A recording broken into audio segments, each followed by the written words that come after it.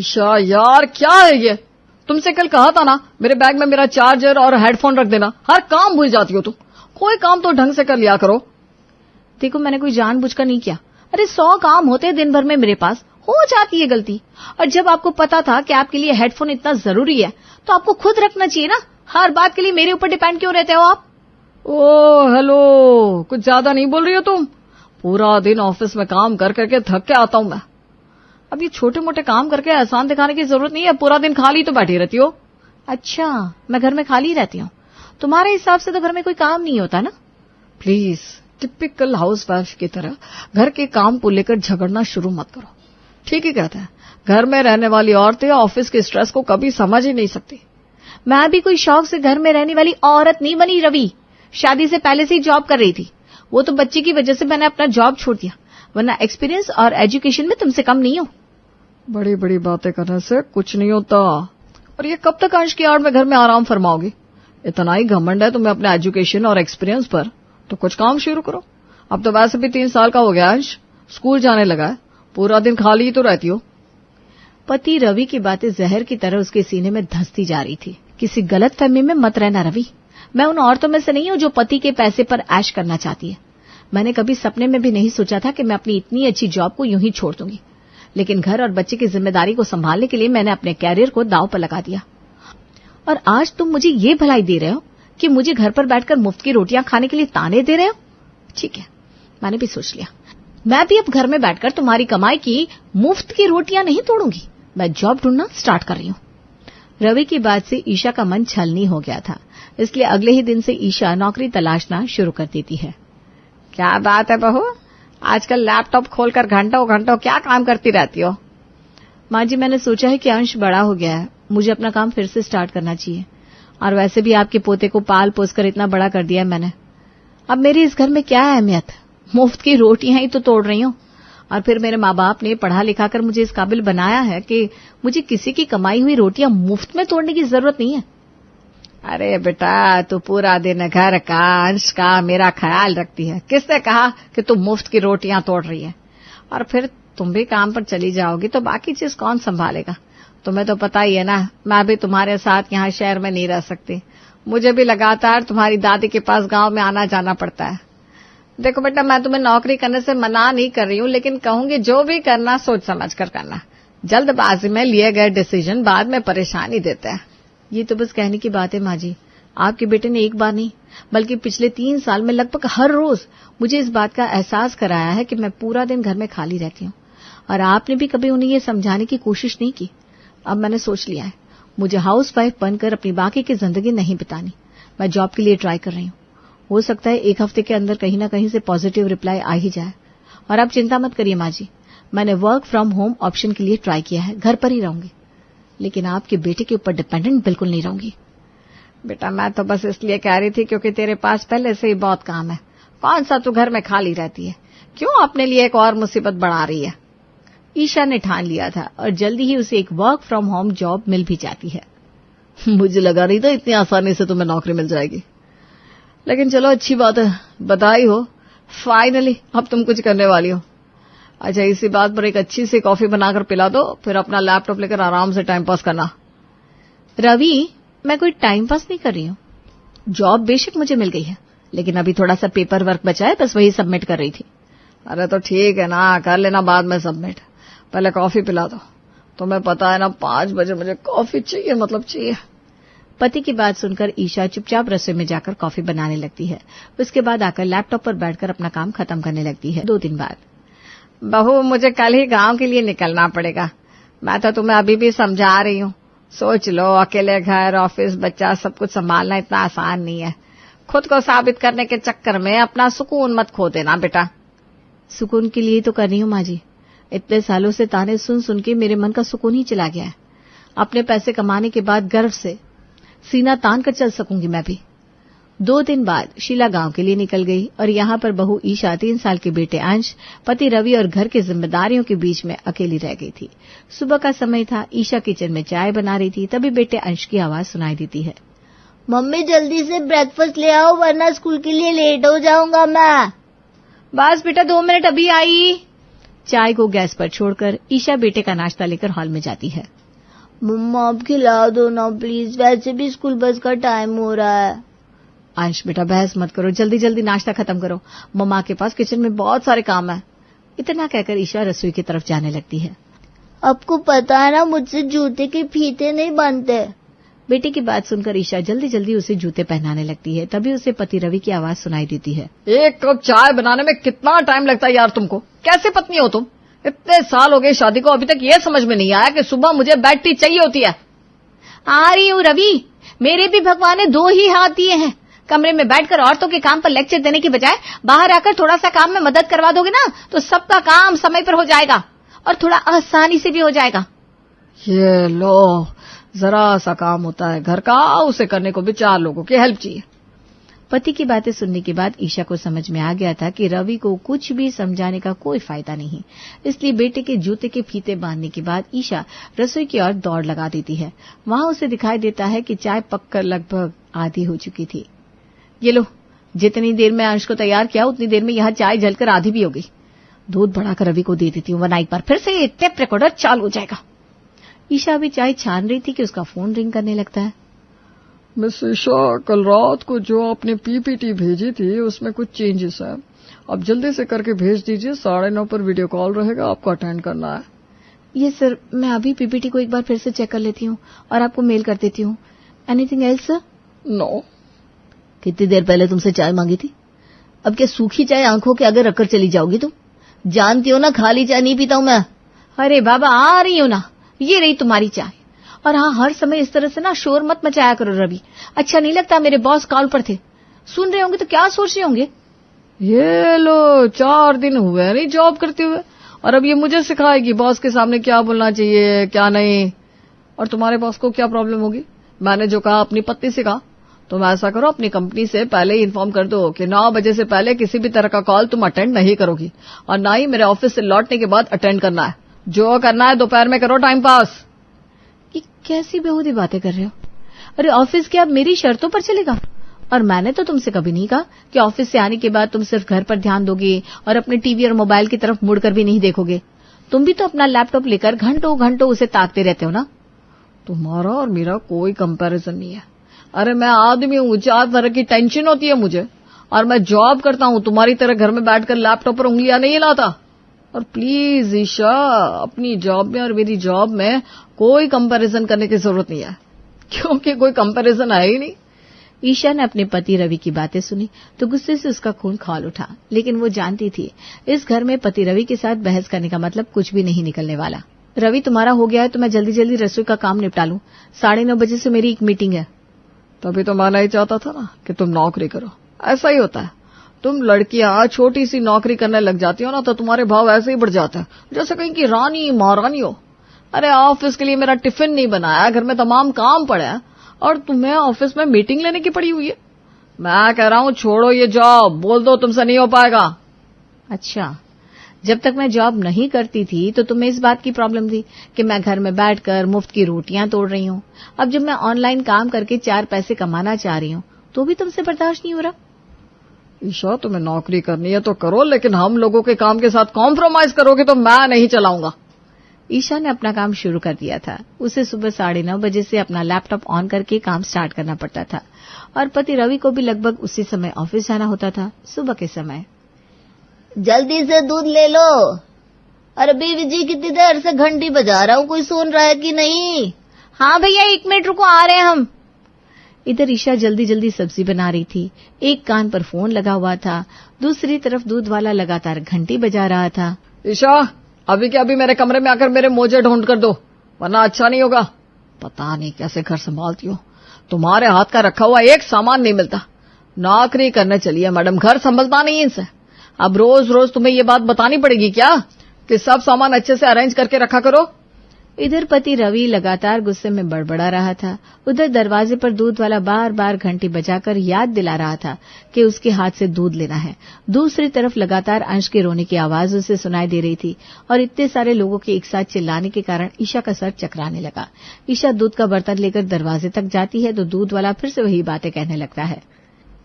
अरे मैडम, क्या चला जाएगा अगर आप घंटी बजाने के तुरंत बाद आकर दूध ले लेंगी तो? सॉरी भैया, मैं थोड़ा बिजी थी, आगे से ध्यान रखूंगी। दूध रसोई में रखने के बाद वो पति रवि के कमरे में जाती है और उसे मुझे उसके हाथ में पकड़ाने के बाद अंश के कमरे में पहुंचती है। मम्मा आप इतनी देर बाद आए हो, जाओ, मुझे आपसे बात ही नहीं करनी।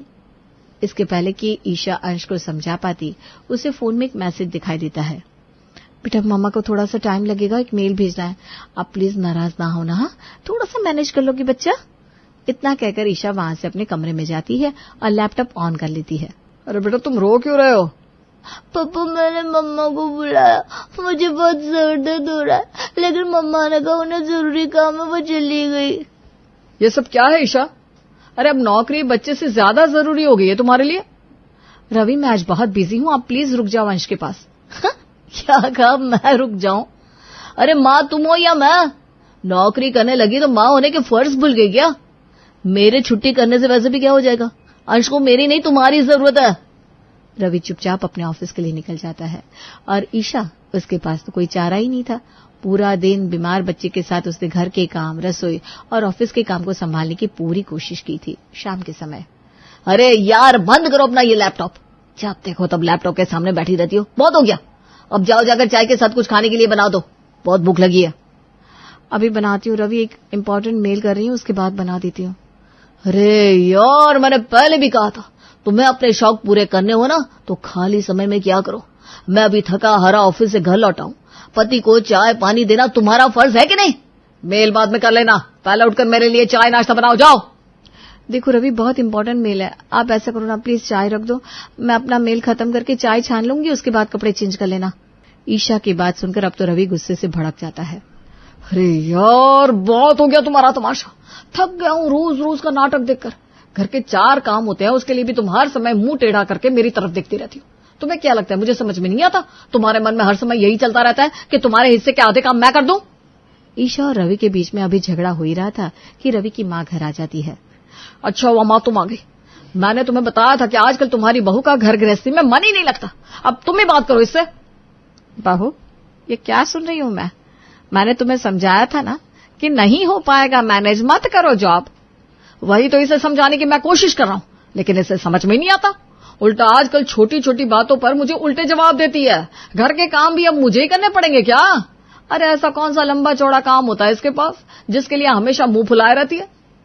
ऐसा है बहू, ज्यादा अपने काम और नौकरी का घमंड दिखाने की जरूरत ना है। और ऐसा मत सोचना तुम घर और नौकरी सब एक साथ संभाल कर बहुत बड़ा काम कर रही हो। ठीक है, आज से तुम सिर्फ अपनी नौकरी पर ध्यान दो।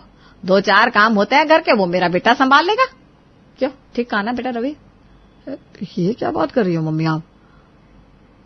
अच्छा ठीक है, संभाल लूंगा मैं और दिखा दूंगा इसे ऐसा कोई लंबा चौड़ा काम होता नहीं है घर में जिसके लिए पूरा घर सर पर उठाए रहती है ये। अगले दिन सुबह, जल्दी करो दूध ले लो। पापा मेरा नाश्ता, मेरी यूनिफॉर्म का है, जल्दी करो वरना मैं लेट हो जाऊंगा। अरे बेटा जल्दी से चाय दे दे, मेरे तो सर में दर्द हो गया है। पापा अपने टिफिन नहीं बनाया? अब बस 2 मिनट बेटा। तभी रवि का फोन बजने लगता है। बस यही कमी रह गई थी, बॉस को भी अभी फोन करना था। रवि बॉस से बात कर रहा था कि उतनी देर में उसके ब्रेड टोस्टर में रखे रखे जल जाते हैं और चाय उबलकर गैस पर बिखर जाती है। अरे बेटा आज चाय मिलेगी कि नहीं?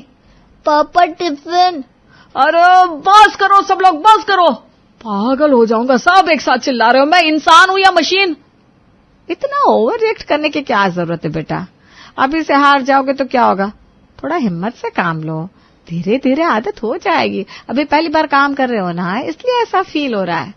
ब्रेकफास्ट बनाना, उसके बाद सबके लिए लंच बनाना, दोपहर में अंश को स्कूल से लेकर आना, फिर उसे खाना खिलाना और सुलाने के बाद दोपहर में 3 बजे जब रवि अपने कमरे से बाहर आया तो उसकी शक्ल पर 12 बजे हुए थे। बेटा मैं क्या कह रही थी, वो कपड़े पड़े हुए आयरन कर लेना। अब अगर इस समय नहीं करेगा तो फिर टाइम नहीं मिल पाएगा ना। बस भी करूं माँ, मैं सुबह से नॉन स्टॉप काम किए जा रहा हूँ। अरे वर्क फ्रॉम होम लिया था मैंने, लेकिन मजाल है जो लैपटॉप खोलने का मौका भी मिला हो मुझे। ऑफिस से बॉस के कॉल पर कॉल आया जा रहा है, लेकिन घर का काम है कि खत्म होने का नाम ही नहीं लेता। अब जाकर अंश को सुला कर आया हूं तो अब आप कह रही हो कि मैं जाकर कपड़े आयरन कर लूं। अरे पूरा दिन घर के काम करता रहूंगा तो ऑफिस के काम कब होंगे? क्या हुआ बेटा, ऐसा क्यों कह रहा है? घर में काम ही कितने होते हैं, छोटे मोटे काम होते हैं, उसके लिए इतना ओवर रिएक्ट करने की क्या जरूरत है? यही कहा था ना तुमने। मुझे अपनी गलती समझ में आ गई है माँ, मुझे ऐसा नहीं कहना चाहिए था। I am really sorry. बेटा, माफी मुझसे नहीं, अपनी बीवी से मांग। दिन रात पूरे परिवार के पीछे भागने के बाद भी आखिर आज तक तूने उसे अप्रिसिएशन नहीं दिया, सिर्फ ताने दिए हैं। और अब जब वो दोहरी जिम्मेदारी निभा रही है, आधी आधी रात तक ऑफिस का काम निपटाती है, सुबह जल्दी उठकर घर के काम करती है, उसके बाद भी तुम उसे सिर्फ और सिर्फ ताने दे रहे हो। मां की बातें सुनकर रवि बहुत शर्मिंदा था। मां बिल्कुल ठीक कह रही है ईशा, मुझे माफ कर दो। मुझे तुम्हारे साथ इस तरह से बात नहीं करनी चाहिए थी। मैंने तुम्हें कितना कुछ कहा, हमेशा तुम्हारे काम को छोटा समझा, उसके बाद भी तुमने मुझे बहुत बर्दाश्त किया। आज तक मैंने जो कुछ भी किया उसके लिए दिल से सॉरी। और हाँ, तुम्हें ना तो नौकरी छोड़ने की जरूरत है और ना ही घर के काम में अकेले सर खपाने की। घर के काम अब से हम दोनों मिलकर किया करेंगे, ठीक है ना? और इस तरह रवि ईशा की घर के कामों में मदद करने लगता है और पहाड़ जैसे लगने वाली घर की जिम्मेदारियां अब बहुत आसान हो जाती है। अरे सरला, कहाँ हो भाई? पूरी कॉलोनी को जिम ज्वाइन करा के खुद मंडली छोड़कर भाग खड़ी हुई क्या? अरे नहीं, वो बात बिल्कुल नहीं है। तुम तो जानती हो मुझे एक्सरसाइज करना, फिट रहना कितना पसंद है। बस आजकल ना समय ही नहीं निकाल पा रही हूँ तुम लोगों के साथ जिम आने का। अरे ये क्या बात हुई भला? बेटे की शादी करके मैं तो रिटायरमेंट का मजा लूंगी, ये बात तो तू ही कहा करती थी ना, फिर क्या हुआ? बस मेरे घर की कहानी तू ना ही पूछे तो बेहतर होगा। जब शादी करके इस घर में आई थी ना, तब से दिन के कम से कम 10 घंटे रसोई में बिता रही हूँ। पहले तो सास एक नंबर की चटोरी मिली, आधा जीवन उनकी फरमाइश पूरी करने में बीत गया और बाकी का बचा आधा जीवन बच्चों की फरमाइश में। अब 55 साल की उम्र में बड़े अरमानों से बेटे की शादी करके बहू लाई थी कि कम से कम अब तो सुकून से 2 रोटी खाने को मिलेगी। लेकिन भाई किसी किसी की किस्मत ना भगवान काली स्याही से ही लिखते हैं। मेरे जीवन में तो सुख नाम की कोई चीज ही नहीं है। अरे अपने लिए थोड़ा समय निकलेगा, इसी खुशी में मैंने तुम सबके साथ मिलकर किटी पार्टी, जिम, सारी चीज ऑर्गेनाइज की। लेकिन देख, मैं ही नहीं पहुंच पा रही हूँ। अरे लेकिन हुआ क्या, ये तो बता। तेरी बहू खाना नहीं बनाती क्या? अरे बहू खाना तो तब बनाएगी ना जब उसे खाना बनाना आता होगा। एक नंबर की बोर्डम है मेरी बहू। खाना बनाना तो दूर की बात है, लाइटर से गैस जलाने को बोलो ना तो वो भी 3 फुट दूर से जलाती है। ऐसा लगता है गैस कूद के उसके ऊपर चढ़ जाएगी जैसे। एक कप चाय तक का सुख नहीं है उसके हाथ से पीने का। पिछले 1 महीने से चाय बनाना सिखा रही हूँ, आज तक एक ढंग की चाय नहीं बना पाई वो। अरे बहन, लेकिन तू तो कह रही थी तेरी बहू पढ़ी लिखी है, सुंदर है, सुशील है, पेंटिंग जानती है। हाँ, ये सब जानती है, पढ़ी लिखी भी है और अपने कॉलेज की मेरिट स्टूडेंट है। लेकिन ऐसी पढ़ाई लिखाई का क्या मैं अचार डालूं जो मुझे 1 कप चाय का भी सुख ना मिले? अगर तेरी बहू 1 कप चाय भी नहीं बना सकती तो क्या तू जीवन भर उसे बिठा कर खिलाएगी? एक मेड क्यों नहीं रख लेती जो आकर खाना बनाए, पूरे परिवार की समस्या ही हल हो जाए? इतना आसान नहीं है वृंदा। अरे कोई ढंग का खाना बनाने वाली कुक मिलती ही नहीं।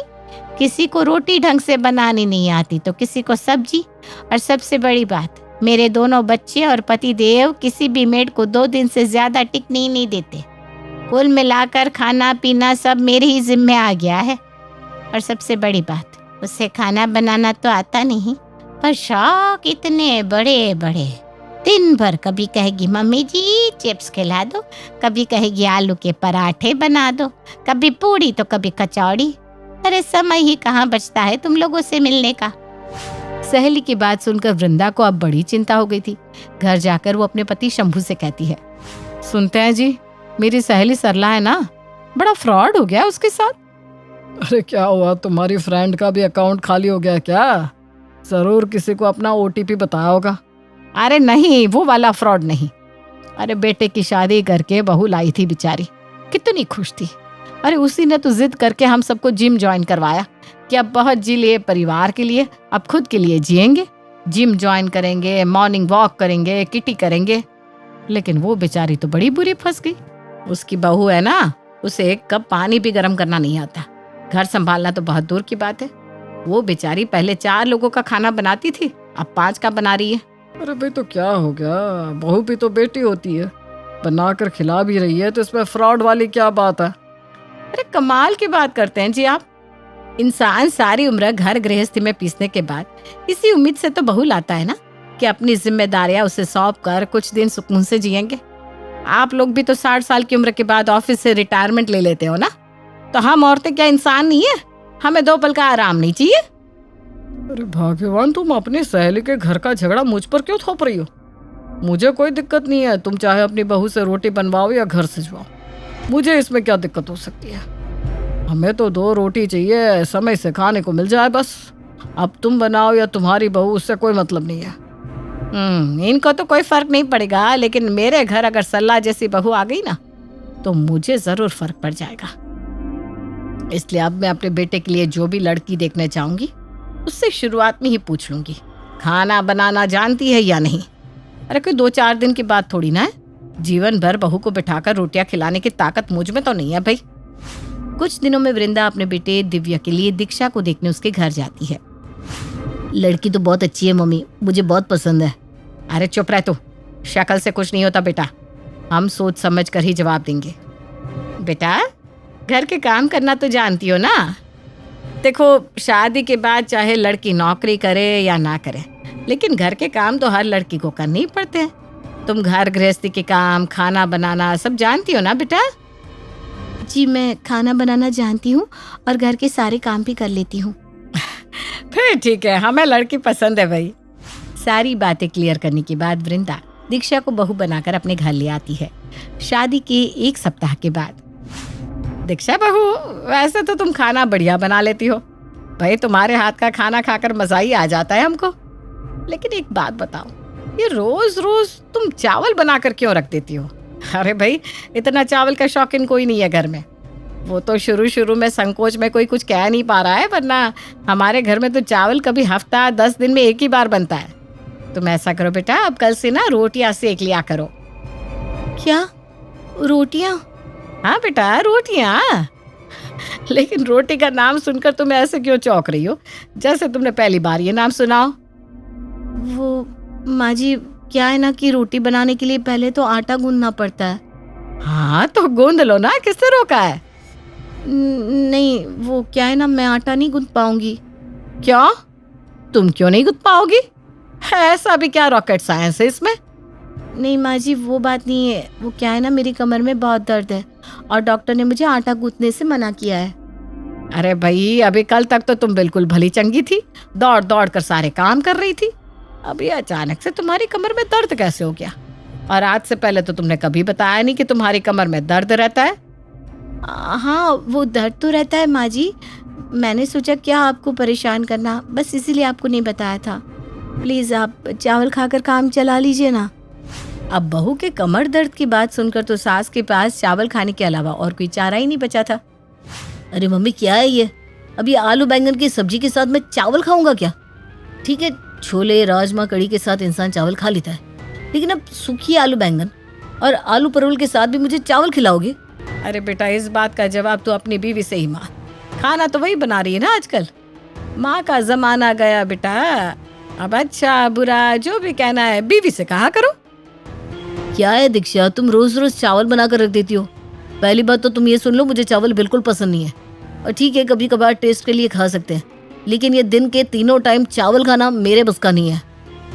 देखिए दिव्या जी, मैं पहले ही माँ जी को बता चुकी हूँ कि मैं रोटी इसलिए नहीं बना पा रही हूँ क्योंकि रोटी बनाने के पहले आटा गूंथना पड़ता है और मैं आटा नहीं गूंथ सकती। क्यों नहीं गूंथ सकती? आटे में ऐसा क्या है? मैंने बताया था माँ जी को, मेरी कमर में दर्द रहता है, आटा मलने से मेरी कमर का दर्द और भी बढ़ जाता है। देख बेटा ऐसा है कि अभी 25 साल की उम्र में अगर तेरी कमर में दर्द रहने लगा है ना, तो तू जाकर पहले डॉक्टर को दिखा दे। घर के काम तो होते रहेंगे, और बेटा ये कोई 2-4 दिन की तो बात है नहीं। इस घर में जीवन भर कोई चावल खाकर काम नहीं चला सकता, इसलिए कमर के दर्द का इलाज कराओ और तरीके से रोटी सब्जी बनाकर सबको खिलाओ। कौन सा शहर में डॉक्टरों का अकाल पड़ा है? वहाँ जरा सा कमर का दर्द ही तो है, कितने दिन रहेगा? अरे ये माँ जी तो किसी भी तरह से बोतल में उतरने को तैयार ही नहीं हो रही। अब क्या करूँ मैं? लग रहा है ये कमर दर्द का बहाना ज्यादा दिन नहीं चलने वाला। ऐसा करती हूँ, कुछ और बहाना बना देती हूँ। अगले दिन माँ जी मैंने डॉक्टर को दिखा दिया और डॉक्टर ने कहा चिंता की कोई बात नहीं है, 10-15 दिन दवाई खाकर मैं बिल्कुल ठीक हो जाऊंगी। चल ठीक है, 10-15 दिन और सही। फिलहाल तो 10-15 दिन के लिए ये मुसीबत टल गई, लेकिन ये खतरा इतनी आसानी से मेरा पीछा नहीं छोड़ने वाला। जल्दी से कुछ और उपाय सोचना पड़ेगा। 10 दिन बाद। अरे बहू, ये तेरे हाथ में क्या हो गया? पट्टी क्यों बांध रखी है? क्या बताऊं, आज दोपहर में आप सो रही थी ना, तो मैं किचन में अपने लिए नींबू पानी बनाने के लिए उठी थी। बस उसी समय चाकू से मेरी उंगली कट गई। बहुत खून बहा है। फिलहाल तो मैंने पट्टी कर लिया, लेकिन दर्द बहुत हो रहा है। अरे बेटा, सावधानी से काम करना चाहिए ना। चल कोई बात नहीं, 2-4 दिन में तो उंगली ठीक हो ही जाएगी। तब तक आप लोग चावल से काम चला लोगे ना? हाँ बेटा, चला लेंगे। अब और कोई रास्ता भी तो नहीं है। आटा गूंथने से बचने के लिए दीक्षा हाथ की उंगली कटने का नाटक करती है, और इस तरह एक सप्ताह और बीत जाता है। अरे बेटा, अभी सुबह तक तो तूने उंगली में पट्टी बांध रखी थी, अभी बैंडेज हटाई तो गरम पट्टी लपेट ली। चक्कर क्या है? क्या बताऊं माँ जी, लगता है मेरा समय खराब चल रहा है। मेरी वो उंगली तो ठीक हो गई, लेकिन आज बाथरूम में नहाते समय मैं फिसल कर गिर पड़ी और मेरा हाथ जाकर जमीन में लग गया। बहुत सूजन आ गई है माँ जी, और बहुत दर्द भी हो रहा है। हाथ उठाया ही नहीं जा रहा। अरे ये क्या ड्रामा चल रहा है? जब से मैंने बहू को रोटियां बनाने के लिए कहा है, रोज कुछ ना कुछ इसको हो ही रहा है। कहीं ऐसा तो नहीं कि रोटी बनाने से बचने के लिए ये सारा नाटक चल रहा है। अगले दिन। देख बहू, जिस दिन से मैंने तुझे चावल की जगह रोटियां बनाने के लिए कहा है ना, तब से रोज तेरे हाथ में कुछ न कुछ हो जाता है।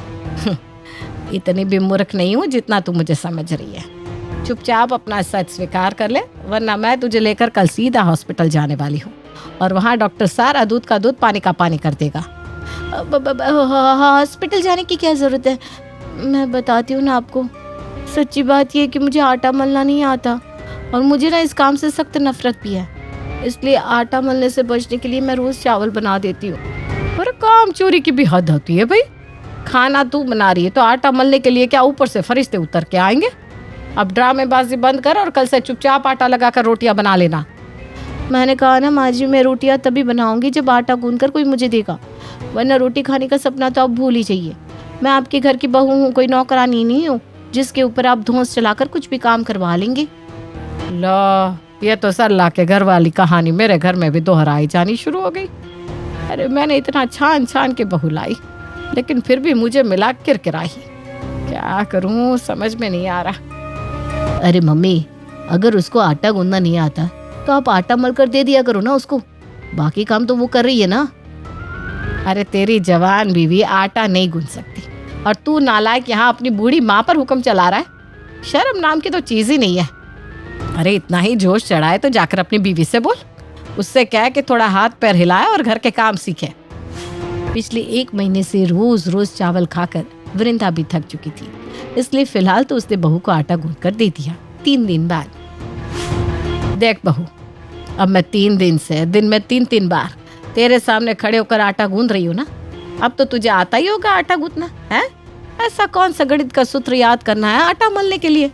तू कोशिश करके देखेगी ना तो ऐसा हो ही नहीं सकता कि तुझे आटा गूंथना ना आए। देखो दिव्या, आज तुम्हें फिर से चावल ही खाने होंगे, क्योंकि माँ जी ने आटा गूंथ कर देने से मना कर दिया है, और जब तक वो आटा नहीं मलेंगे मैं रोटी नहीं बना सकती। अरे मैं तो परेशान हो गया हूँ तुम दोनों सास बहू की रोज रोज की इस आटा महाभारत से।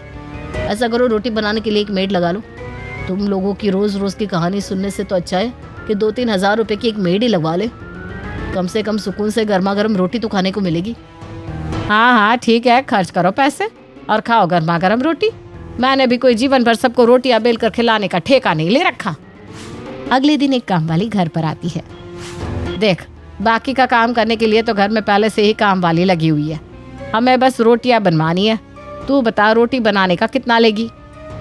मेम साहब, ऐसा है कि मैं रोटी तो बना के देगी, लेकिन आटा गूंदना मेरे को एकदम ही पसंद नहीं है, इसलिए आटा तुमको ही गूंद कर देना पड़ेगा।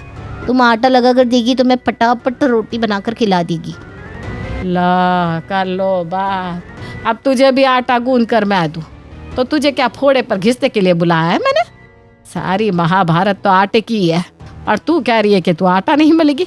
और ये तो वही बात हो गई ना कि नौकरों को चाकर चाहिए तब काम होगा। जा, हमें नहीं बनवानी तुझसे रोटी। अरे मम्मी, आटा गूंदने में ऐसी क्या दिक्कत है कि उससे हर कोई दूर भाग रहा है? बताइए, पैसे लेकर काम वाली भी आटा गूंदने को तैयार नहीं है। बिल्कुल हद हो गई अब तो। अच्छा, तुम्हें इतना ही आसान काम लगता है तो खुद क्यों नहीं गूंद लेते? मैं अपने ब्रांच का हेड हूँ। मैं अगर इतनी बड़ी ब्रांच को अकेले हैंडल कर सकता हूँ ना, तो तुम्हारा आटा भी गूंद सकता हूँ। लाओ, दो मुझे आटा, मैं गूंद कर दिखाता हूँ। पत्नी के उकसाने पर दिव्य एक बर्तन में आटा और पानी लेकर आटा गूंदने के लिए खड़ा हो जाता है। अरे मम्मी, ये तो सारा आटा मेरे हाथ में चिपक गया। क्या बवाल है ये? अरे आटा है, घूरने से नहीं गूंदने से सेट होगा। थोड़ा और पानी मिला इसमें।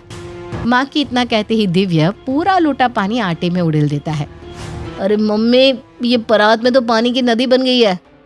अरे बेटा, थोड़ा आटा मिला इसमें, क्या कर दिया तूने आटे का? अब तो बेचारा दिव्य अगले आधे घंटे तक कभी आटे में पानी मिलाता तो कभी पानी में आटा। आखिरकार आधे घंटे बाद थक कर वो आटे की परात को दूर धकेल देता है। मम्मी, आप ही गूंदो। बस निकल गई ना सारी हिकड़ी। आज के बाद मुझ पर प्रेशर मत बनाना रोटियां बनाने के लिए। खुद से एक काम नहीं होता और चले मुझे बातें सुनाने। जब तुम जवान बच्चे हिम्मत हार गए तो मुझसे तो कोई उम्मीद ही मत करना। अरे सीनियर सिटीजन की कुछ इज्जत होती है या नहीं? अरे भैया, खतरों के खिलाड़ी खेल लिया हो तुम सबने, तो अब कोई बताएगा कि कब तक रोटियां बन जाएगी? अरे पापा, छोड़ो ना ये रोटी वोटी का चक्कर। दीक्षा बिल्कुल ठीक कहती है, चावल बना लेते हैं। और पता है, इतने दिनों से चावल खाते खाते अब मुझे ना चावल ही अच्छे लगने लगे हैं। बेटा, सुना तो था कि समय आने पर लोग गधे को बाप बना लेते हैं, लेकिन देख आज रहा हूं। ठीक है बेटा, जीते रहो जीते रहो। अल्ले अल्ले, चुप हो जा मेरी गुड़िया। माँ देखो ना, कितनी देर हो गई, पीहू रोना बंद ही नहीं कर रही। अरे बेटा, इसे भूख लगी होगी, तूने इसे दूध नहीं पिलाया क्या? नहीं माँ, किचन में दूध लेने गया था तो कनिका ने बोला कि अभी दूध गर्म हो रहा है। अच्छा ला, तू पीहू को मुझे दे दे और इसके लिए दूध लेकर आ। बेचारी भूख के मारे कैसे रो रही है। समीर की पत्नी योगिता की प्रेगनेंसी में बहुत ज्यादा कॉम्प्लिकेशंस होने की वजह से अपनी बेटी पीहू को जन्म देते समय ही मौत हो गई थी, जिसके बाद समीर ही अपनी बेटी के लिए उसका पिता और उसकी माँ बन गया था। इसी तरह सब चल रहा था, तभी एक रात पीहू आधी रात को जोर जोर से रोने लगती है। अल्लाह, क्या हुआ मेरी गुड़िया को? क्यों इतनी रात को रोई रोई कर रही है? मेरी गुड़िया को भूख लगी है? रो नहीं, हाँ, पापा अभी तुम्हारे लिए दूध गर्म करके लाते हैं। समीर पीहू को अपनी गोद में उठाकर किचन में दूध गर्म करने जाता है। तभी एक हाथ में पीहू और दूसरे हाथ में दूध का पतीला होने की वजह से समीर के हाथ से दूध का पतीला छूटकर नीचे गिर जाता है। उस आवाज से सुलोचना नींद नहीं दौड़ती हुई किचन में आती है। क्या हो गया बेटा, क्या हो गया? कैसी आवाज थी? कुछ नहीं माँ, मैं पीहू के लिए दूध गर्म कर रहा था तो पतीला हाथ से छूटकर नीचे गिर गया। अरे बेटा, तू पीहू को अंदर लेकर जा, मैं इसके लिए दूध गर्म करके लाती हूँ। सुलोचना पीहू के लिए दूध लेकर जाती है। बेटा, आखिर कब तक पीहू को तू अकेले संभालता रहेगा? तू पूरा दिन काम पर रहता है, तेरे पीछे से बच्ची को संभालने वाली कोई तो होनी चाहिए। मेरा भी कुछ पता नहीं मैं कब तक इसका ध्यान रख पाऊंगी। मेरी भी अब उम्र हो चली है। बेटा मेरी बात मान ले, अब तू दूसरी शादी कर ले। अपने लिए नहीं तो कम से कम अपनी बच्ची के लिए ही कर ले। माँ तुम तो जानती हो ना सौतेली माँ कैसी होती है। अगर उसने मेरी पीहू का ध्यान नहीं रखा और उसके साथ गलत बर्ताव किया तो बताओ मैं क्या करूँगा। मैं अपनी बच्ची को भले ही जैसे तैसे करके अकेले पाल लूंगा, लेकिन उसे किसी गलत इंसान के हाथ में नहीं सौंपूंगा। अरे बेटा, इस दुनिया में हर इंसान एक जैसा थोड़ी ना होता है। देख, मेरी नज़र में एक अच्छी लड़की है, वो पीहू का बहुत अच्छे से ध्यान रख लेगी। मेरी मान बेटा, तू उस लड़की से शादी कर ले। पहले तो समीर दूसरी शादी करने के लिए राजी ही नहीं होता, लेकिन अपनी माँ के बार बार समझाने पर वो पीहू के लिए दूसरी शादी करने के लिए मान जाता है और स्नेहा पीहू की दूसरी माँ बनकर उस घर में आती है। मेरी प्यारी राज दुलारी, तू है मेरी आंखों की लाली। अल्ले अल्ले देखो तो मम्मा को देखकर कैसे मुस्कुरा रही है। स्नेहा बिल्कुल एक सगी माँ की तरह पीहू को प्यार करती थी, लेकिन उसका ये प्यार उसकी देवरानी कनिका को जरा भी बर्दाश्त नहीं था। सब कुछ अच्छा भला चल रहा था, पता नहीं ये स्नेहा नाम की आफत कहाँ से गले पड़ गई। देखो तो कैसे दुलार कर रही है अपनी सौतेली बेटी को। मुझे तो लगा था ये सौतेली है तो पीहू के साथ बहुत बुरा बर्ताव करेगी। और घर वाले इसे अपने आप घर से धक्के मार कर निकाल देंगे। लेकिन ये तो जरूरत से कुछ ज्यादा ही अच्छी है। कनिका मैडम, अगर आपने इसे फंसा कर घर से नहीं निकलवाया तो जायदाद का बंटवारा होना तो पक्का है, और ऐसा हो इससे पहले आपको अपना दिमाग चलाना ही पड़ेगा। एक रात अच्छा हुआ समीर भैया काम करते करते आज बाहर ही सो गए। अभी इनके कमरे में जाती हूँ और स्नेहा मैडम की क्लास लगवाती हूँ। कनिका दबे पैर उनके कमरे में जाती है और पालने में सो रही पीहू को एक जोरदार चिमटी काटती है और उसके रोते ही वो तुरंत उसे गोद में उठा लेती है। अले अले पीहू बेटा, रो नहीं बच्चा, चाची है ना तुम्हारे पास, चुप हो जा मेरा बच्चा, चुप हो जा। हाँ, उन दोनों की आवाज से स्नेहा की आंख खुलती है। अरे दीदी, इतनी रात गए आप यहाँ, और पीहू कब जाग गई, मुझे तो पता ही नहीं चला। अरे कैसा शोर हो रहा है इतनी रात को, और तू यहाँ क्या कर रही है कनिका बहू? देख नहीं रही हूँ माँ जी, पीहू को चुप करवा रही हूँ। ये बेचारी कब से रोए जा रही है। इसकी नई माँ को तो इसकी कोई चिंता है नहीं। बच्ची यहाँ कब से रोए जा रही है और ये यहाँ घोड़े बेचकर सो रही है। ये सब क्या है स्नेहा? मैंने तुमसे शादी की ताकि तुम मेरी बच्ची का ध्यान रखो, लेकिन तुम्हें तो पीहू की कोई फिक्र ही नहीं है। लाओ कनिका, पीहू को मुझे दे दो, मैं इसे अपने पास ही सुला लूंगा। लेकिन मेरी बात तो सुनिए। समीर गुस्से में पीहू को लेकर वहां से चला जाता है। अरे कोई बात नहीं स्नेहा बेटा, कभी कभी ऐसा हो जाता है। तू पूरा दिन तो पीहू का ध्यान रखती है, थक जाती है ना, इसलिए कभी कभी गहरी नींद आ जाती है ना, तो आंख नहीं खुलती। इसकी आंख ना खुलने के चक्कर में मेरी, आपकी, सबकी नींद खराब हो गई। देखिए, बस कर कनिका बहू, तू सो जा। स्नेहा बेटा, हम भी जाकर सो जाते हैं। कुछ दिन बाद, मेरी गुड़िया आज नई ड्रेस पहनेगी। देखो मम्मा, तुम्हारे लिए पिंक कलर का फ्रॉक लाई है। स्नेहा पीहू को बेबी पाउडर लगाकर कपड़े पहना रही थी, तभी कनिका जानबूझकर डोरबेल बजाती है। स्नेहा जैसे ही दरवाजा खोलने जाती है, वैसे ही कनिका पीहू को एक्सपायरी डेट वाला पाउडर लगा देती है और पीहू की किट में उसकी बेबी पाउडर की जगह उसी एक्सपायरी डेट वाले पाउडर को रख देती है। थोड़ी देर बाद खुजली की वजह से पीहू परेशान होकर जोर जोर से रोने लगती है। क्या हो गया पीहू को? इतनी देर हो गई, वो रोए क्यों जा रही है? अरे बाप रे बाप, समीर भैया देखिए तो, ये तो पीहू को लाल लाल रेशेस हो गए। लगता है स्नेहा ने इसे कोई खराब वाला बेबी पाउडर लगा दिया है। एक बार चेक तो करिए समीर भैया, कहीं बेबी पाउडर एक्सपायर तो नहीं हो गया। एक मिनट मैं देखता हूँ। समीर पीहू की किट खोलकर देखता है तो उसके होश उड़ जाते हैं। ओह माय गॉड, तुम्हारा दिमाग तो खराब नहीं हो गया स्नेहा? तुमने पीहू को एक्सपायरी डेट वाला पाउडर लगा दिया। एक्सपायरी डेट वाला? लेकिन मैंने तो अभी पिछले हफ्ते ही पीहू के लिए पाउडर खरीदा था और मैंने इसकी डेट भी चेक की थी। तो क्या ये अपने आप रखा रखा एक्सपायर हो गया? क्या हालत हो गई है रो रो कर पीहू की। समीर भैया, एक बार मुझे भी एक्सपायरी वाले पाउडर से ऐसी ही एलर्जी हो गई थी, तो विवेक जी मेरे लिए एक जेल लेकर आए थे, मैं वो लेकर आती हूँ, उससे पीहू को आराम हो जाएगा।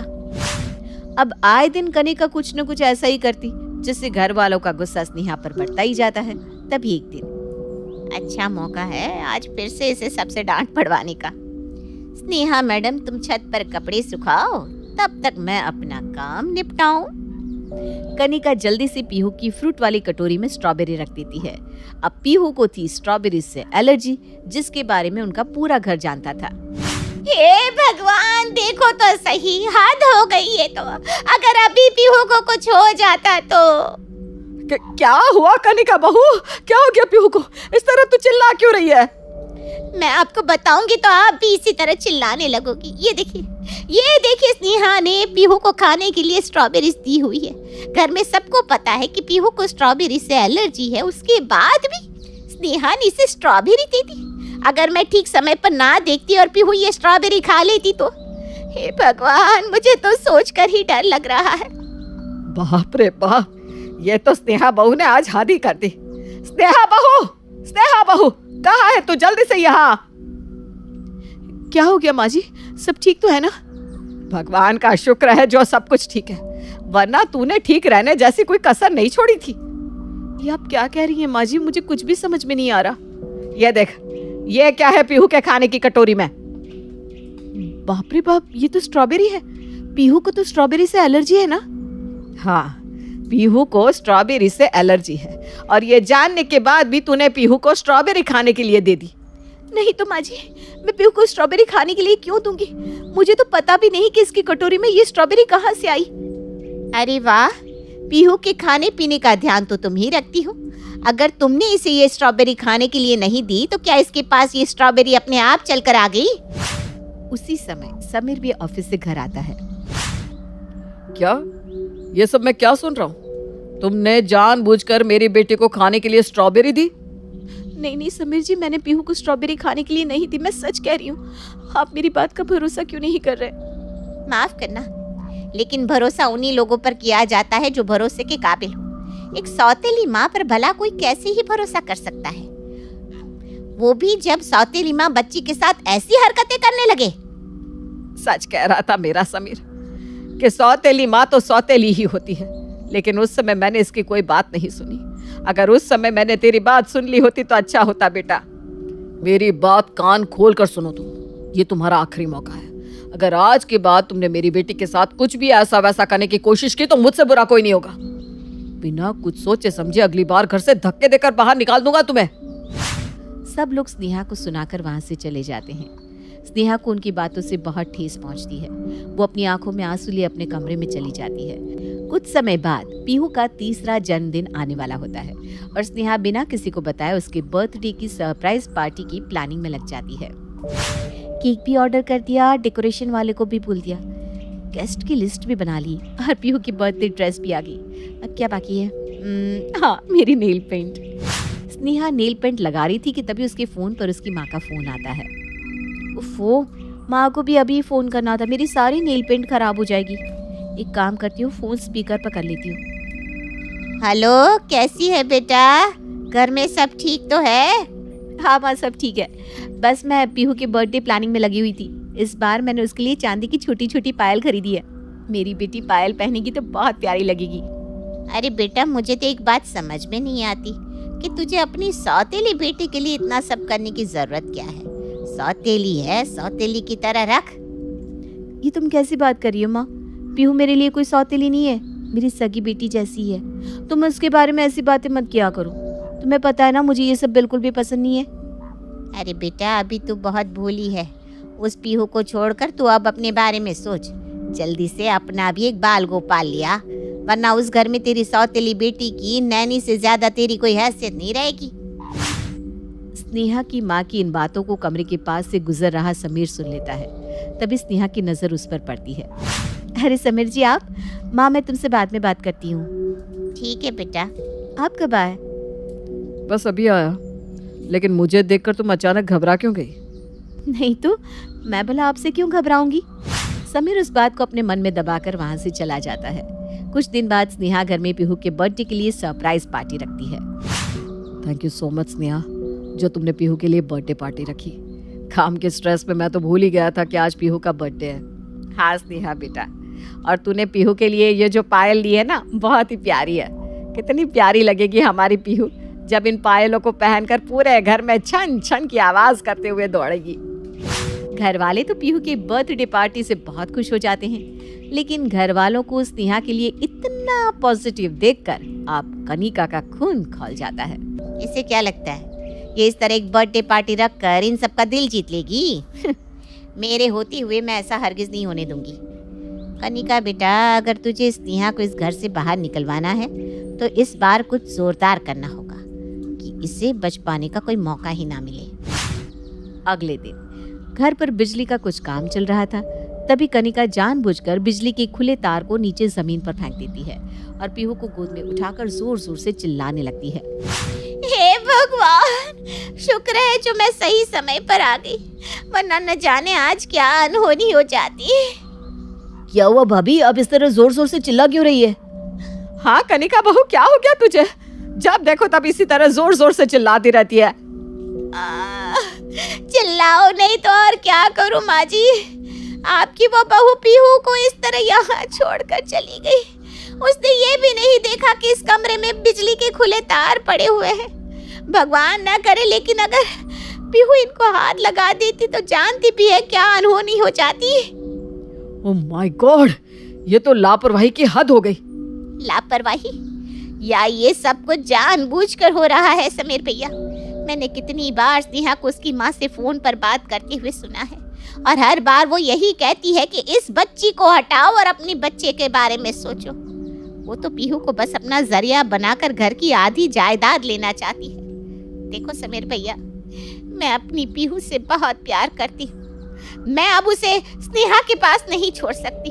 न जाने कल को वो हमारी पीहू के साथ क्या करती। अगर मेरा बस चलता ना तो इस हरकत के बाद मैं उसे धक्के मारकर घर से निकाल देती। ठीक कह रही हो कनिका, स्नेहा को अब मैं इस घर में रहने नहीं दे सकता। जो मेरी बच्ची को इतना बड़ा नुकसान पहुंचाने के बारे में सोच सकती है, वो कुछ भी कर सकती है। स्नेहा, स्नेहा! क्या हुआ समीर जी? क्या हुआ? तुम मुझसे पूछ रही हो क्या हुआ? देखो, जो तुम चाहती थी ना वो तो बिल्कुल भी नहीं हुआ। क्या मतलब?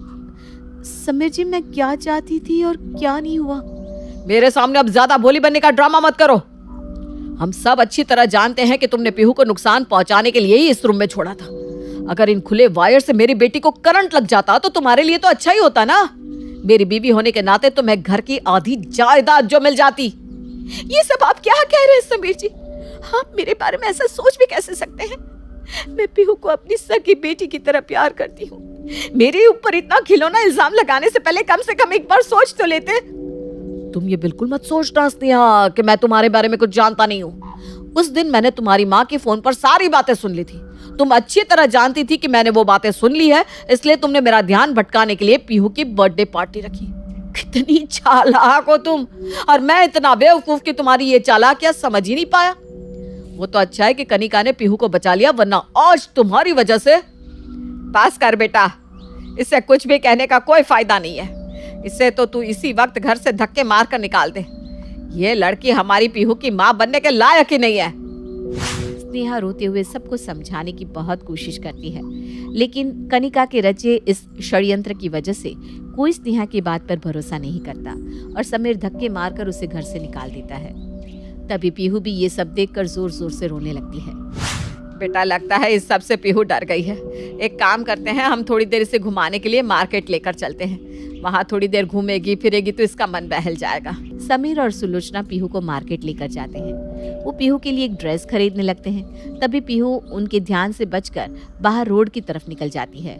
उसके सामने से तेज रफ्तार में एक गाड़ी आ रही थी और तभी वहाँ से गुजर रही स्नेहा की नजर उस पर पड़ती है। अरे, ये तो मेरी पीहू है। ये गाड़ी वाला तो इसे टक्कर मार देगा। पीहू, पीहू! पीहू को बचाने के लिए स्नेहा जैसे ही उसे पीछे की तरफ धक्का देती है, उस गाड़ी से उसका ही एक्सीडेंट हो जाता है। सब लोग वहां पर इकट्ठा हो जाते हैं। स्नेहा! अच्छा हुआ जो सही समय पर ये औरत यहाँ गई, वरना इस बच्ची का एक्सीडेंट हो जाता। मतलब मेरी पीहू को बचाने के लिए स्नेहा खुद गाड़ी के आगे आ गई। समीर और सुलोचना जल्दी से स्नेहा को हॉस्पिटल लेकर जाते हैं। कुछ समय बाद स्नेहा होश में आती है। मुझे माफ कर दो स्नेहा, मैंने हमेशा तुम्हें गलत समझा। मैंने हमेशा पीहू के लिए तुम्हारे प्यार पर शक किया, यहाँ तक कि तुम्हें घर से भी निकाल दिया। अगर तुम्हें पीहू से प्यार ना होता तो तू कभी उसके लिए अपनी जान खतरे में नहीं डालती। मुझे तुम्हें समझने में बहुत देर लग गई। हाँ बहू, मैंने भी तेरे साथ बहुत गलत किया। तूने तो हमेशा पीहू को अपने सगे बच्चे की तरह प्यार किया, लेकिन हम कभी तेरे प्यार को समझ नहीं पाए। हमें माफ कर दे बेटा। प्लीज, आप दोनों मुझसे माफी मत मांगिए माँ जी। इसमें आपका नहीं, बस हालातों का दोष है। मेरी पीहू तो ठीक है ना? हाँ स्नेहा, हमारी पीहू बिल्कुल ठीक है। अब तुम हमारे साथ घर चलो और घर चलकर अपनी बेटी को संभालो। स्नेहा के मन में पीहू के लिए सच्चा प्यार आखिरकार सबके सामने आ ही जाता है और कनिका के रचाए सारे षड्यंत्र आखिर में धरे के धरे रह जाते। शांति नगर में रहने वाली मधु ने अपने परिवार को हमेशा एक सूत्र में बांधे रखा था। पति धर्मेश हो या दोनों बेटे अंबुज और अनिल, ऐसा कोई नहीं था जो मधु की बात को काट दे। धर्मेश भी ये बात समझता था कि अनुशासन से ही परिवार को चलाया जा सकता है, इसलिए उसने कभी भी मधु के निर्णय पर प्रश्न चिन्ह नहीं लगाया था। पिता को माँ का सम्मान करते देख दोनों बेटे अनिल और अंबुज भी हमेशा माँ के कहे को पत्थर की लकीर समझकर उनके आदेश का पालन करते। धीरे धीरे समय बीतने लगा। अनिल और अंबुज एक नवयुवक बन गए। जब तक अनिल और अंबुज की शादी नहीं हुई थी, तब तक तो मधु का परिवार खुशी खुशी एक छत के नीचे रह रहा था। लेकिन कहते हैं ना, कुर्सी किसी की भी हो, एक समय के बाद हिलती जरूर है। तुमने सारा जीवन बस घर संभाला है और बहुएं दोनों नौकरी करने वाली ले आई हो। कल को इस बात को लेकर बहू के साथ मन मुटाव तो नहीं हो जाएगा ना तुम्हारा? बहुओं के नौकरी करने से मुझे कोई दिक्कत नहीं है, बस घर की सुख शांति भंग ना हो जाए इस बात की चिंता है मुझे। आप क्यों चिंता करते हैं जी? जैसे मैंने अपने दोनों बच्चों को संभाला है, बहुओं को भी संभाल लूंगी। वो भी तो हमारे घर आकर हमारी बेटी ही बन जाएंगी ना। फिर मन मुटाव जैसी बात कहाँ से आती है? आप बेफिक्र रहिए, आपके घर को मैं आगे भी वैसे ही चलाती रहूंगी जैसे आज तक चलाती आई हूँ। पत्नी मधु की बात सुनकर धर्मेश खुशी खुशी अपनी बेटों की शादी जानवी और दिशा के साथ कर देता है। शादी के बाद भाभी, मम्मी जी के इतने सख्त रवैये के कारण मुझे तो ऐसा लगता है कि मैं खुलकर सांस भी नहीं ले पा रही हूँ। घर पर तो माँ जी के हिसाब से ही खाना बनता है, इसलिए आज मैं और अंबुज ऑफिस के बाद डिनर के लिए जाने वाले हैं। आप चलेंगी क्या? अच्छा ठीक है, मैं भी तुम्हें ऑफिस के बाद सिटी मॉल में मिलती हूँ। पहले मूवी देखेंगे, उसके बाद बाहर ही डिनर करेंगे, बहुत मजा आएगा। ठीक है भाभी, तो फिर डन। शाम को ऑफिस के बाद जानवी, दिशा, अंबुज और अरुण मिलकर सिटी मॉल जाते हैं और फिल्म देखने के बाद साथ में डिनर करते हैं। डिनर के बाद, भैया एक गलती हो गई हमसे। अरे ऐसे क्या बात हो गई? अरे हमने मम्मी को तो बताया नहीं था कि आज हम लोग डिनर और मूवी के लिए बाहर रुकने वाले हैं। रोज हम लोग 6:30 तक घर पहुंच जाते हैं, 10:30 बज गए। मम्मी परेशान हो रही होंगी। अरे इसमें परेशान होने वाली क्या बात है? कभी कभार हम अपनी पत्नियों के साथ डिनर पर तो जा ही सकते हैं ना। तू चिंता मत कर, मम्मी सब समझ जाएंगी। अंबुज और अरुण अपनी पत्नियों के साथ जैसे ही घर पहुंचते हैं तो देखते हैं कि माँ मधु बाहर पोर्च में टहल रही हैं। बेटा, कहाँ रह गए थे तुम चारों? कितना लेट हो गया? एक साथ ही थे क्या? हाँ माँ, वो ज़रा काफ़ी दिनों से बाहर खाना खाने का मन था। आज ऑफिस से थोड़ा टाइम से निकल गए थे तो हमने सोचा लगे हाथ फिल्म भी देख लेते हैं। बेटा, अगर बाहर घूमने का विचार था तो कम से कम फोन करके बता तो देते। मैं कब से खाने के लिए तुम लोगों का इंतजार कर रही हूँ।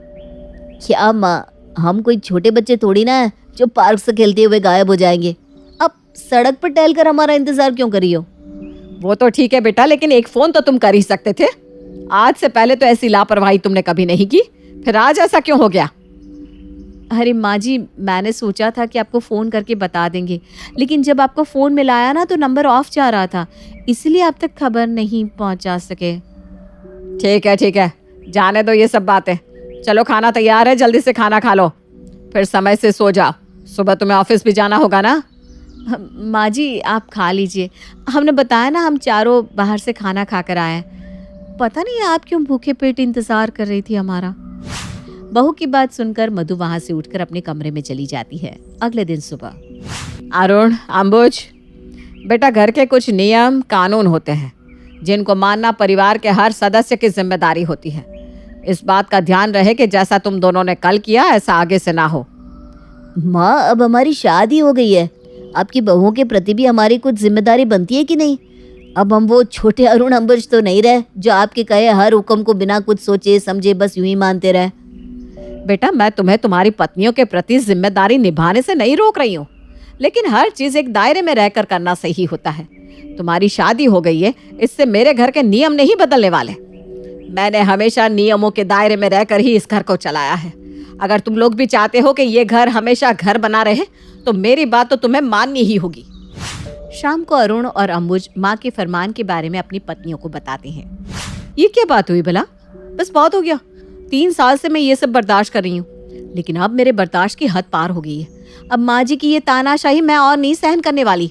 मैं कल ही माँ जी से आमने सामने बात करती हूँ। अगले दिन, माँ जी, आपको पता है पुराने समय में तानाशाही का अंत क्यों हुआ था? क्योंकि तानाशाह सरकारें सिर्फ अपने हुक्म को ही सबसे बड़ा और सही मानती थी। बाकी किसी के विचार और शब्दों का उनके लिए कोई मायने नहीं था। लेकिन ये 21वीं सदी का भारत है, देश में लोकतंत्र चल रहा है, मतलब अब कोई भी अपनी मनमानी नहीं चला सकता, और अगर किसी ने चलाने की कोशिश की तो उसे बाहर का रास्ता दिखा दिया जाता है। बहु इतिहास मैंने भी पढ़ा है, हिस्ट्री से BA करी है मैंने। फिर आज ये कहानी मुझे सुनाने का क्या मतलब है? आप मेरे कहने का मतलब शायद समझी नहीं माँ जी। मैं आपको ये समझाना चाहती हूँ कि अब आपकी तानाशाही मैं और बर्दाश्त नहीं कर पाऊंगी। बेहतर होगा अब आप तानाशाही छोड़कर लोकतंत्र अपना लो। क्या कहा? तानाशाही? मैं तानाशाही चला रही हूँ? पिछले 30 सालों से मैं ये घर चला रही हूँ। सबकी खुशी, पसंद नापसंद का हरदम ख्याल रखा है मैंने। तुम दोनों नौकरी करती हो, सुबह घर छोड़कर निकल जाती हो, सब कुछ अकेले अपने दम पर संभाल रखा है, और तुम इसे तानाशाही का नाम दे रही हो। रहने दीजिए माँ जी, भाभी एकदम सही कह रही हैं। अरे आप तो हम सभी पर ऐसे हुक्म चलाती है जैसे हम किसी बोर्डिंग स्कूल में पढ़ने वाले बच्चे हैं और आप हमारी वार्डन। हम कितने बजे घर आएंगे, कहाँ बैठकर खाएंगे, क्या खाएंगे, सब आप ही तो डिसाइड करती आई हैं। आपको क्या लगता है आपके अलावा घर में किसी और की कोई इच्छा या पसंद हो ही नहीं सकती?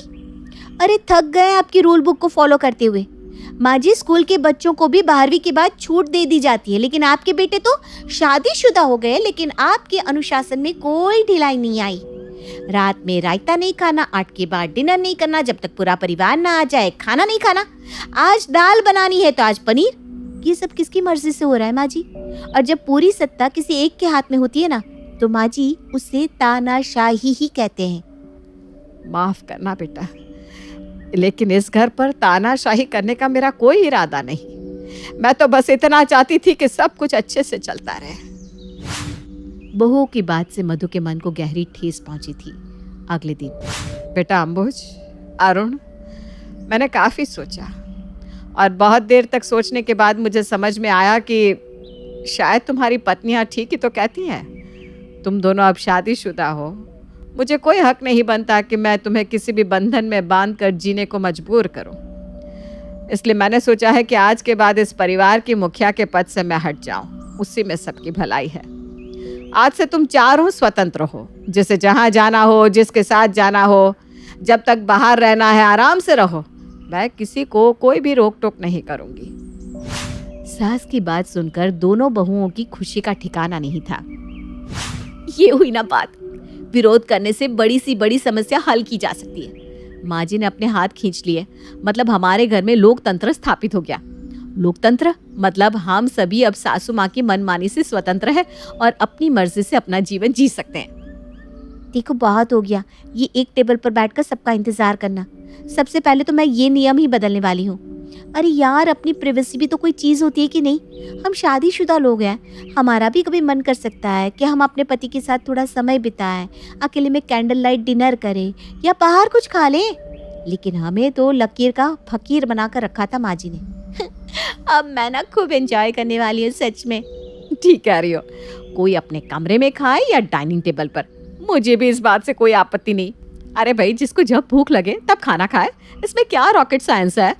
इतने सालों से सास के कंट्रोल में रहने के कारण दोनों बहुएं अब अपनी मनमानी करने को जैसे छटपटा रही थी। अगले कुछ दिन तो घर का डाइनिंग टेबल पड़ा धूल ही छनता रहता है, लेकिन कोई भी उस पर बैठकर भोजन नहीं करता। दोपहर के समय, मधु आ जाओ, खाना बन गया है, आज डाइनिंग टेबल पर खाते हैं। नहीं, मैं अपने कमरे में ही ठीक हूँ। अरे भाग्यवान, बच्चों के ऊपर तुम्हारे यूं बुझे रहने से और अपने कमरे को कोप भवन बनाने से कोई फर्क नहीं पड़ने वाला। बेहतर होगा तुम अब घर के नए तौर तरीके के अनुसार जीना सीख लो।